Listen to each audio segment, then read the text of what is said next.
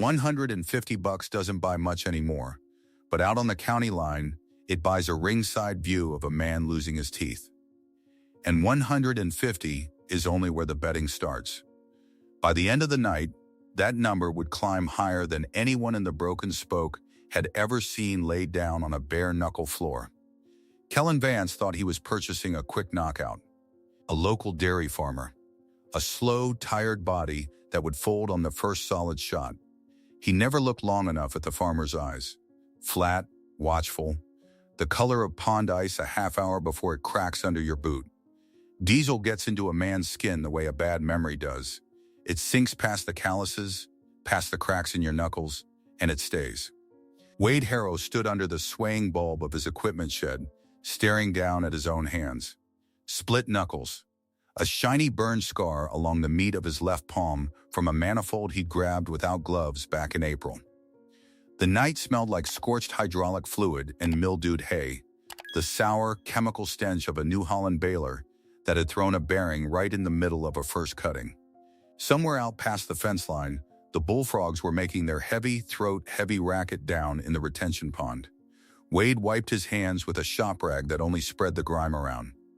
The main bearing housing was cracked, and the tow shaft had chewed itself into scrap metal. Parts alone would run him nearly $700.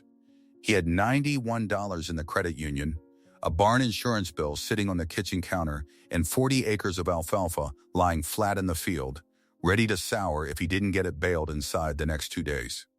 He didn't want to go into town. He wanted to eat a cold ham sandwich, sit on his tailgate, and let the tinnitus in his right ear, a keepsake from a compound breach in Musakala 9 years back, hiss him down towards sleep. But the alfalfa didn't wait, and the bank didn't wait, and the ringing was going to sing regardless. 40 minutes later, Wade's dented Silverado rolled onto the crushed gravel lot outside the Broken Spoke. The Spoke wasn't a proper bar. It was a converted pole barn just past the county line, sided in rusting corrugated tin, smelling of spilled tap beer, cheap tobacco, and the faint chemical bite of urinal cakes drifting from a bathroom without a functioning door. On Saturday nights, Duke Merrill, a heavy-set man with a red face and a permanent squint, pushed the pool tables against the wall and ran what he called an open floor. Bare-knuckle, adjacent brawls. No sanctioning, no insurance, just cash on the bar and a handshake with a county deputy who leaned in the corner drinking free long necks and looking the other way. Duke's rules were simple. A challenger put up his money. The house matched it. If a side bet ran hot, Duke would take a 5% cut and let the pot grow as loud as the crowd wanted it to grow. Wade pushed through the swinging door. The air hit him in a wet wall. Humidity, sweat, the sweet rotten smell of spilled bourbon soaking into old plywood. A Merle Haggard song crackled through a speaker with a blown cone. Men in seat caps and stained work shirts hollered around a taped-off square in the center of the room.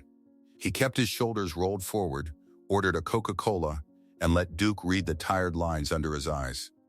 Duke slid the sweating can across the sticky wood and shook his head. "You look like a man who's been chewing on bad news, Harrow." Wade cracked the tab. The hiss of carbonation was almost lost under the jukebox. Baylor ate itself. Bearing housing cracked clean through. Peep toes junk. How much? Near 700 with the shaft. Duke let out a low whistle and wiped down the bar with a rag that had seen better decades.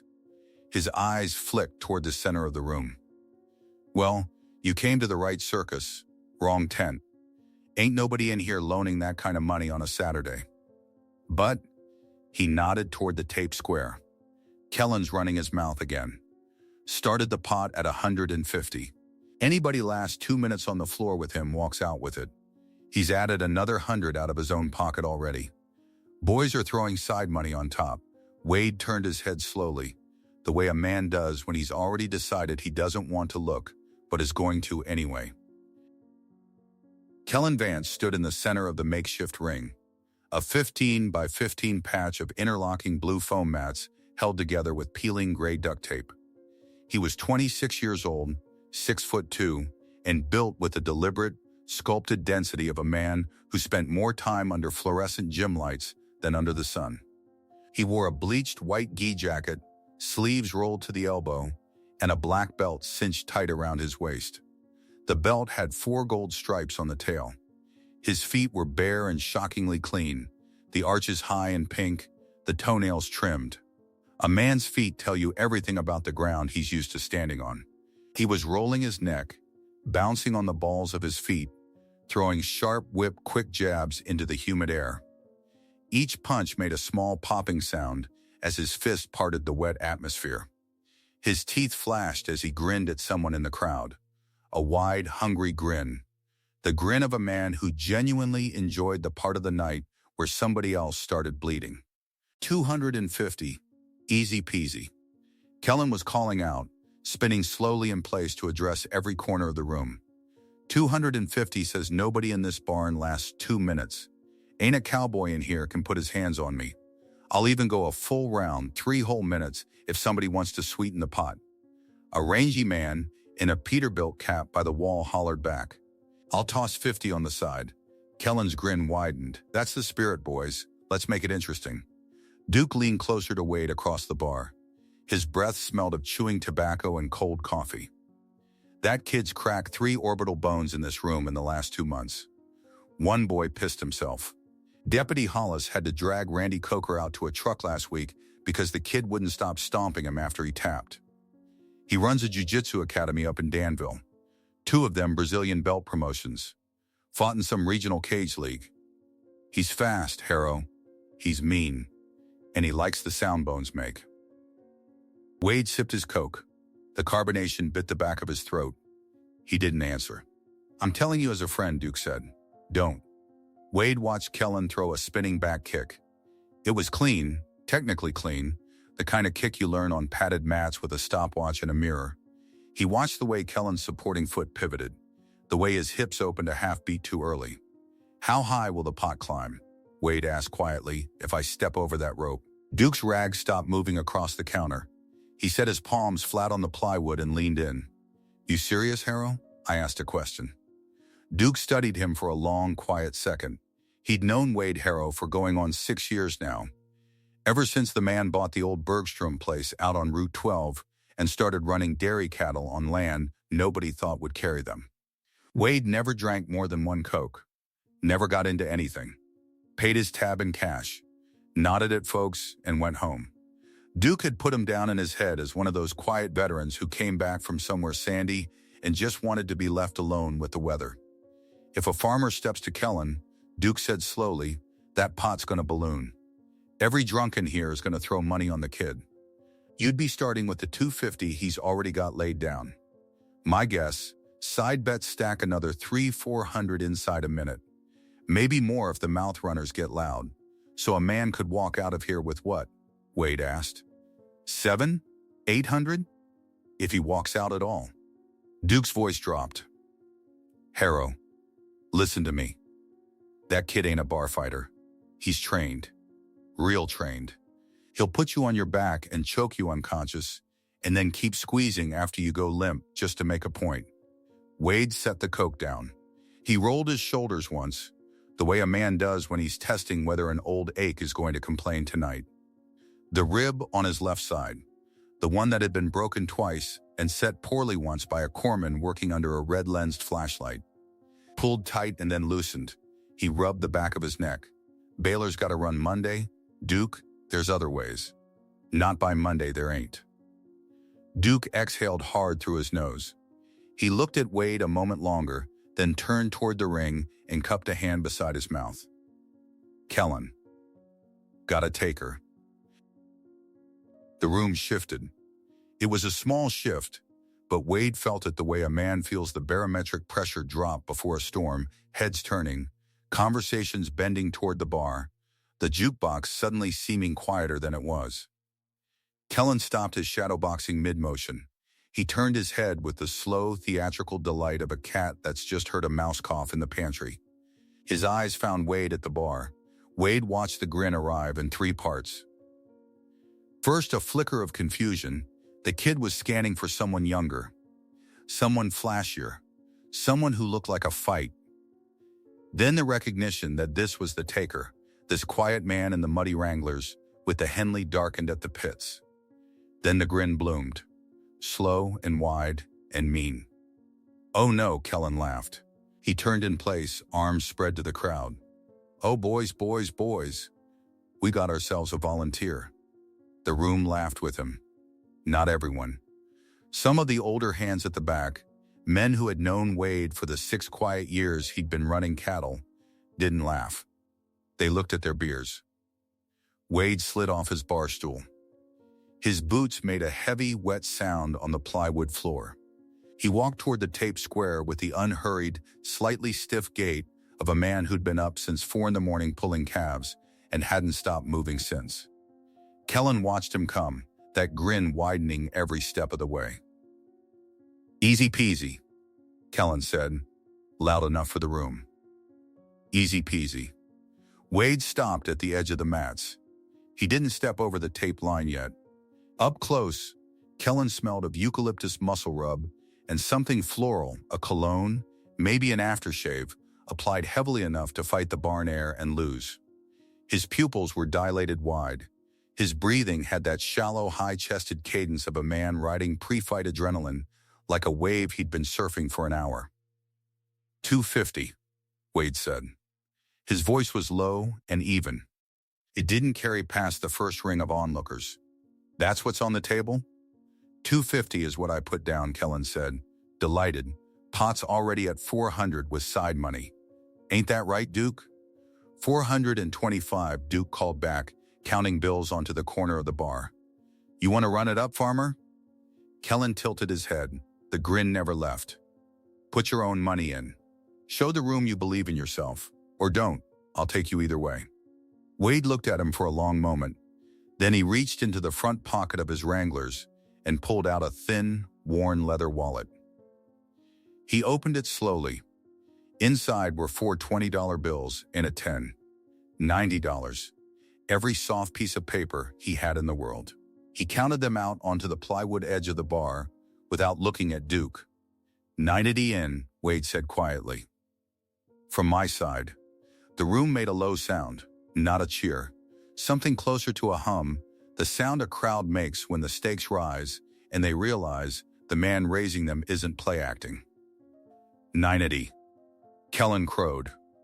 $90 from the dairyman. "I'll cover it. I'll double it." He turned in place and slapped his own chest.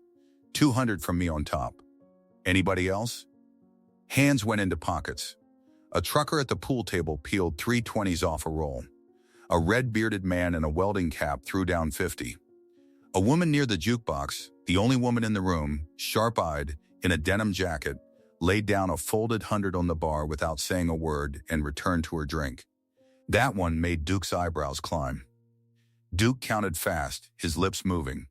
"We're at 815 all told." "Round it," Kellen said. "I'll toss another 85. Make it a clean 9. Duke looked up at Wade. $900, Harrow, winner takes all. Loser walks out with the bruises. "You still want this?" Wade looked at the pile on the bar. $900 would buy the bearing housing, the tow shaft, a new set of belts, and leave enough over for a bag of dog food and a tank of diesel. It would keep the alfalfa off the ground. It would keep the barn insurance current. It would keep the whole rickety balancing act of his life upright for another month. He looked at Kellen's clean, pink feet. "Rules," Wade said. 2 minutes on the floor, Duke recited, "All business now. Submission, knockout, or you can't stand up on your own, you lose. Tap out counts as a loss. No eye gouging, no biting, no striking a down man in the back of the head." "Groin?" Wade asked. Kellen barked a laugh. "Aw, the dairyman's worried about his equipment." "Don't worry, farmer. I don't need to hit you in the sack to end you." "Groin's off limits," Duke said. "Both directions." Wade nodded once. He crouched down slowly, one hand braced on his knee, and began to unlace his muck boots. He set them side by side outside the taped square, laces tucked in neatly. He peeled off his heavy wool socks, the kind of socks a man wears in a milking parlor at 4 a.m. in February, and folded them on top of the boots. His bare feet stepped onto the mats. They were pale where the sun didn't reach, weathered dark from the ankle down, and the calluses along the outside edges were thick as roofing shingles. His second toe on the right foot was crooked, an old break that had never been reset. Kellen watched the ritual with visible amusement. "You praying, farmer?" Wade didn't answer. He rolled his neck once to each side and let his hands hang loose at his sides. He didn't lift them into any kind of guard. He just stood there, weight distributed evenly across both feet, shoulders slightly rounded, jaw slightly slack, the posture of a man waiting for a cow to make up its mind about a gate. Duke stepped to the edge of the mat, one hand raised, the other holding the fat wad of bound cash. He looked at Kellen. Kellen nodded, bouncing on the balls of his feet, that grin wide and toothy and ready. Duke looked at Wade. Wade returned the look with nothing on his face at all. 2 minutes, Duke said. Fight, his hand dropped. Kellen moved first, the way a man moves when he's decided the fight is already over. He didn't feel Wade out. He didn't circle. He came straight in, feet snapping across the mats, and threw a jab-cross combination clean and sharp, the way you throw it in a gym, into pads, with a coach counting behind you. Wade didn't slip either punch with any grace. He rolled his shoulder into the jab, taking it high on the deltoid where it did no damage, and let the cross skate past his ear as he stepped a half-inch to the outside. The wind off the punch stirred the hair at his temple. Kellen followed with a low kick.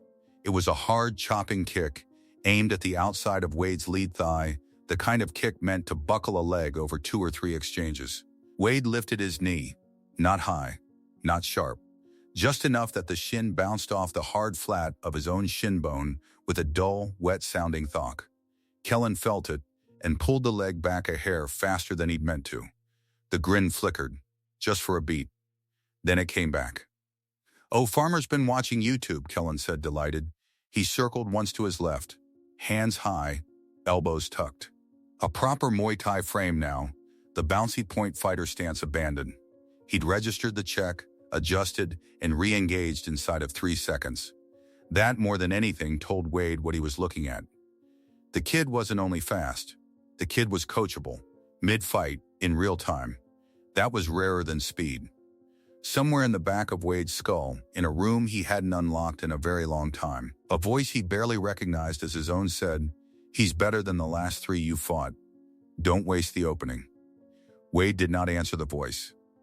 But he did not disagree with it either. He kept his hands low. He kept his feet grounded. He waited. The crowd began to shout. Money changed hands along the walls. Duke, at the edge of the ring, tightened his grip on the wad of cash and started counting seconds in his head. Kellen stepped in and threw the elbow. The elbow came in a tight, whipping arc, a spinning elbow, telegraphed by the tiniest drop of Kellen's opposite shoulder, but launched fast enough that most men in the room never would have seen the drop. It was aimed at the bridge of Wade's nose. A finish move. The kind of strike that ends a night in a puddle of dark blood and a 2-hour ride to the county ER. Wade saw the shoulder drop. He didn't slip cleanly. He turned his chin into his own shoulder and let the point of Kellen's elbow scrape along the ridge of his brow bone. The impact peeled a 2-inch flap of skin open above his right eye. Warm blood filled the socket in a fast, blurring flood. The crowd roared. Kellen felt the connection and reset instantly, chambering for a knee. He stepped into the pocket, one hand rising to clamp behind Wade's neck for a Muay Thai plum clinch. The other hand followed a beat later. Textbook beautiful, his knee cocked back and drove upward at Wade's midsection, aiming to fold the older man in half. The knee found the floating rib on Wade's left side. Wade heard the sound before he felt it. A dull, hollow crack, the sound of dry kindling snapping under a boot. Then the pain arrived a half-second later, sharp and white and enormous, and his diaphragm seized around it. Air stopped moving. His vision narrowed to a bright tunnel with Kellen's grinning face at the far end. "Stay small," said the voice in the room he hadn't unlocked. "Let him work. Read the hips. Read the hips." Wade did not gasp. He did not stagger. He couldn't.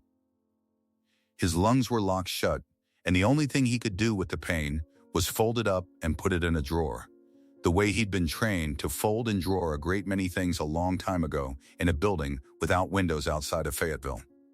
He stayed inside the clinch. He let Kellen have the tie-up. Kellen threw the second knee. Wade turned his hip a quarter inch, and the knee slid down the outside of his thigh instead of into his ribs. Kellen felt the miss and shifted his weight to reset for a third. In the microsecond of that reset, the moment when the young man's supporting leg carried 100% of his weight and his hips were open, Wade stopped folding. He drove both thumbs upward into the soft, unprotected notch above Kellen's collarbones, the suprasternal fossa, the small hollow at the base of the throat where the windpipe rides just under the skin. He pressed hard, inward and upward, at a specific angle he had learned in a room with rubber mats and a man with a Bulgarian accent who used to say the body will always trade the fight for the air. Kellen's body traded the fight for the air. His hands unclamped from Wade's neck as his gag reflex fired. His head snapped back involuntarily, throat exposed. He tried to step away. Wade did not let him.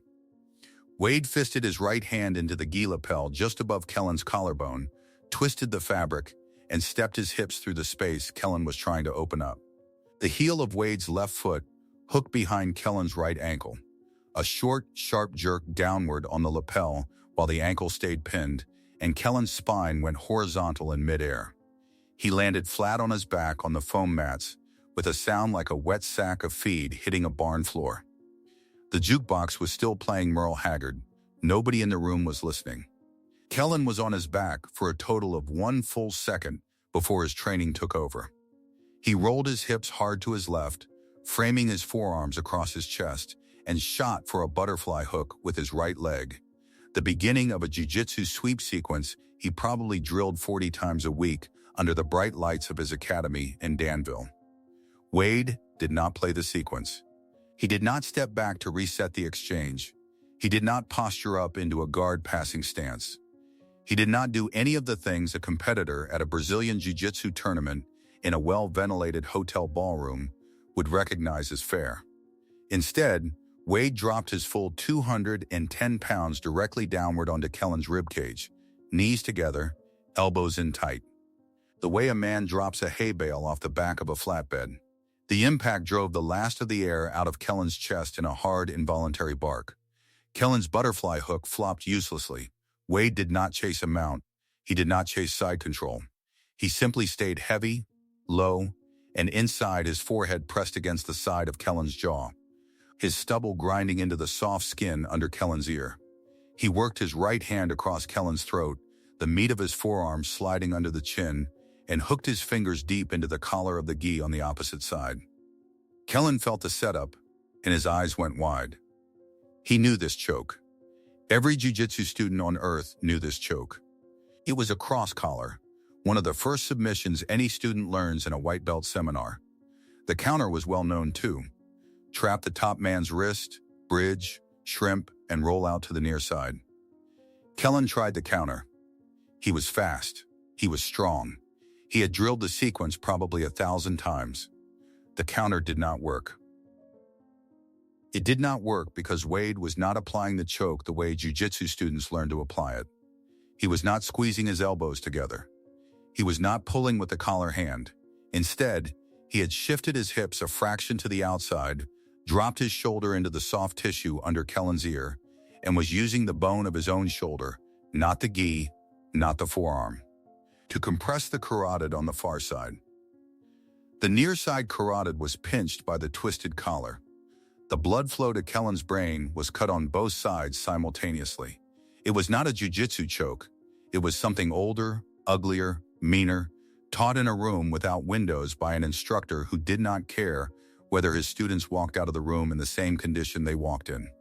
Kellen bucked. He bridged. He shrimped. He clawed at Wade's forearm with his manicured nails and drew 4 thin lines of blood along the tendons of Wade's wrist. He tried, in his sudden and dawning panic, to reach up and gouge Wade's eyes. Wade calmly turned his head so that his eye socket was against Kellen's temple, out of reach, and pressed harder with his shoulder. Kellen's face went from red to purple to a strange dusty gray.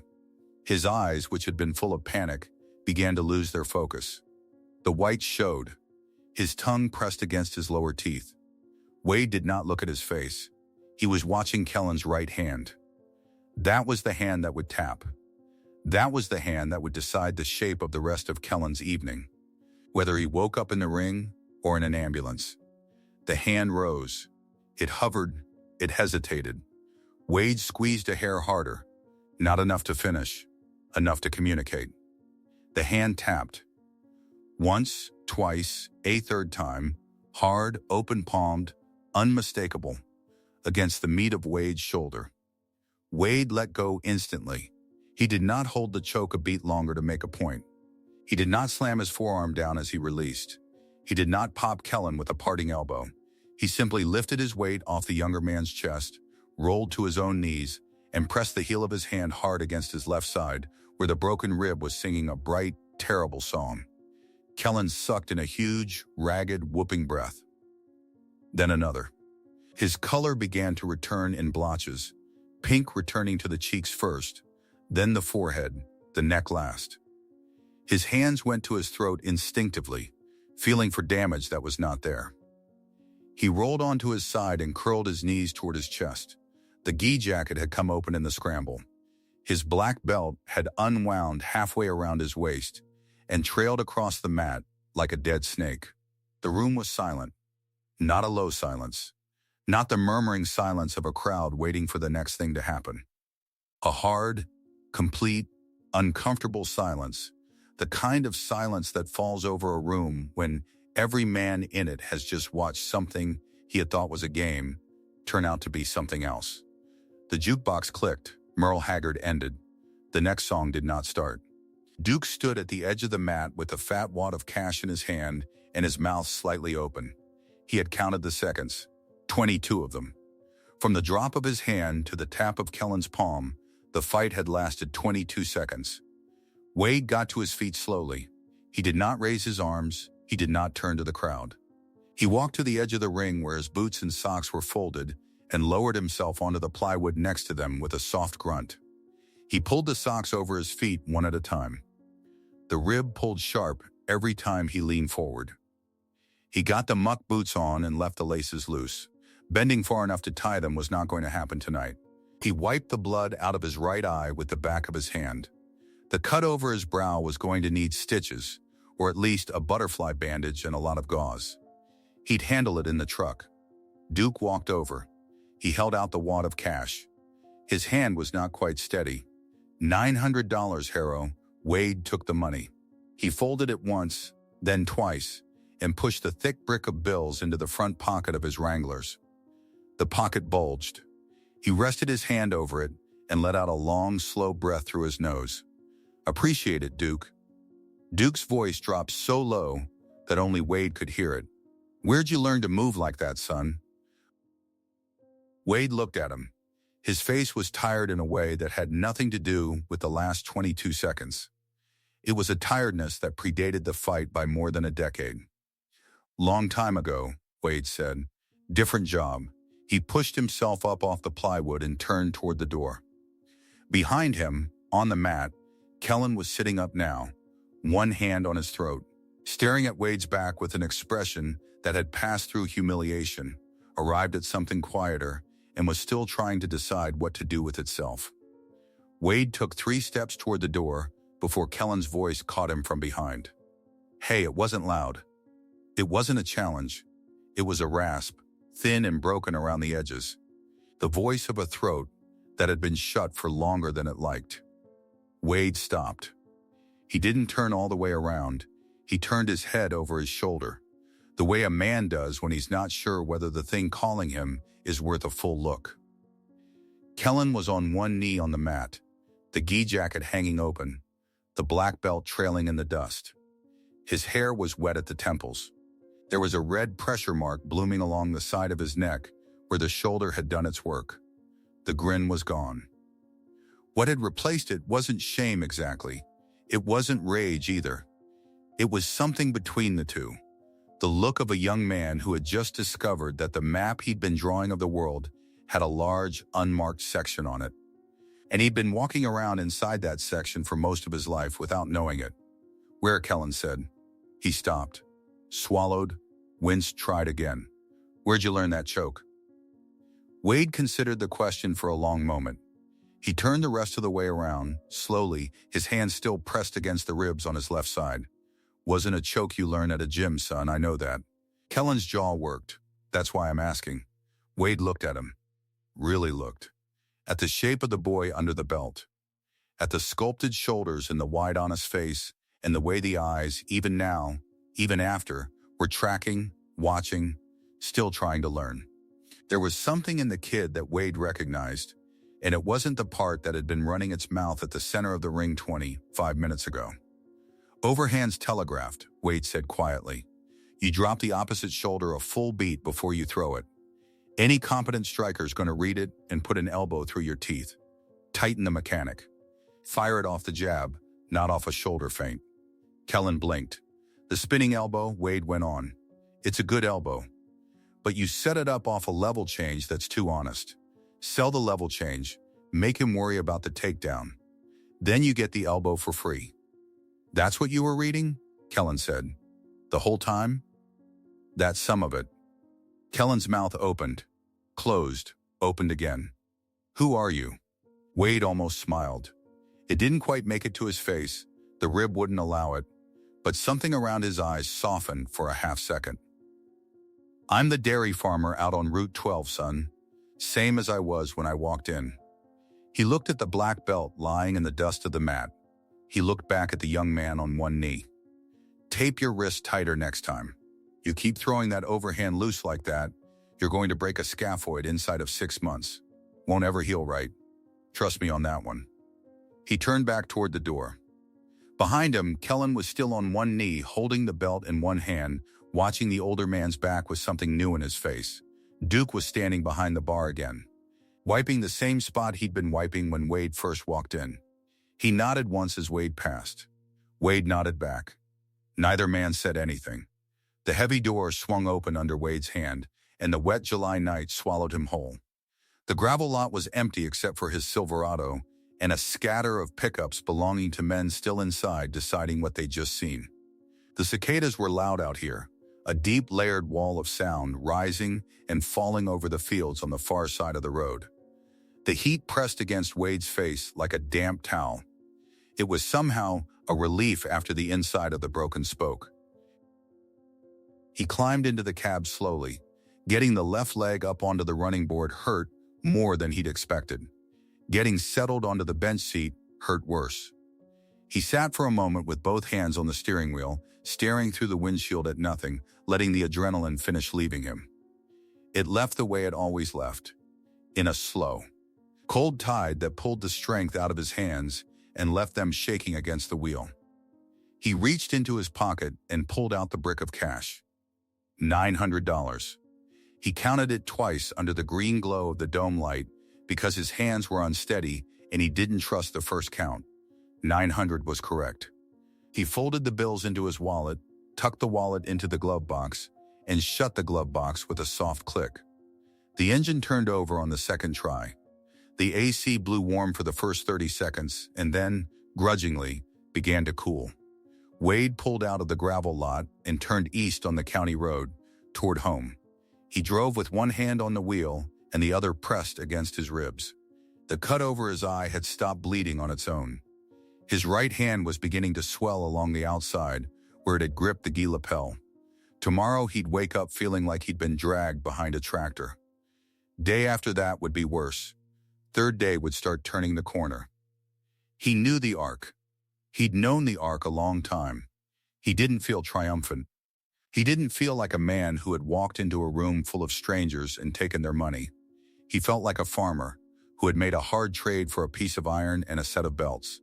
Somewhere in the drawer he'd unlocked, back inside the bar, the drawer he'd kept shut since a compound in Musakala 9 years ago, he could feel the older, colder version of himself watching.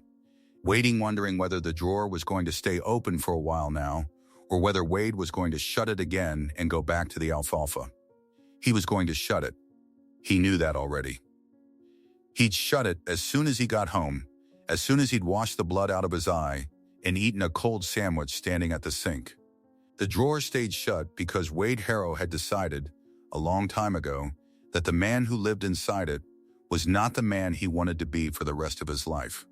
But the drawer had been opened tonight, and $900 was riding in his glove box because of it. The alfalfa was waiting. The baler was waiting. The barn was waiting. He drove home under a sky full of stars, and the cicadas sang him the rest of the way. If this story hits something for you, the quiet weight of a man who chose the fields over the fight and only borrowed back the old skills when the bills came due, go on and tap that like button. Share it with somebody who understands what it costs to keep a farm running.